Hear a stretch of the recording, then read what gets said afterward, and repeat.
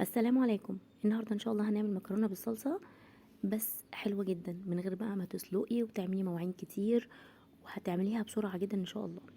اول حاجه هتعمليها هتجيبي ماده دهنيه، انا هنا حاطه زيت وزبده. هنشوح بقى فيهم البصله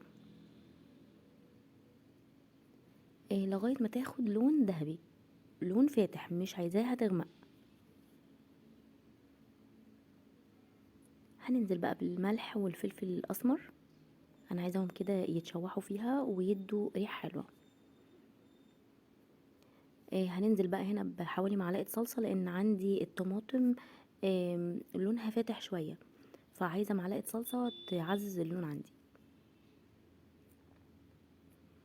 هنزل بقى هنا بعصير الطماطم،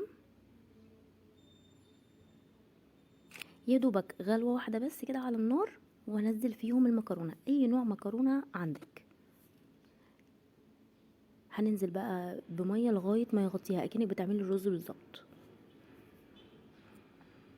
شايفين انا بقلب بس من تحت لفوق، لان عشان الصلصة ما تنزلش تحت كده وتتحرق. يا دوب بس تغطيها زي ما انتم شايفين. بقى ظبطي الملح والفلفل، عايزه تحطي مكعب مرقه براحتك خالص. هي كده كانت اتشربت طبعا، غليت الاول وبعدين وطيت عليها زي الرز. اتشربت شويه وحسيت انها استوت من تحت. ابتديت اقلب علشان زي ما قلت لكم الصلصه ما تلزقش من تحت، وابتديت اغطي عليها تاني. وبقى خلاص سبتها حوالي 10 دقايق كده لغايه ما استوت زي ما انتم شايفين. شاربه بقى من الصلصه وطعمها حلو جدا جدا. يا رب تكون الوصفه عجبتكم، ما تنسوش اللايك والشير والسبسكرايب.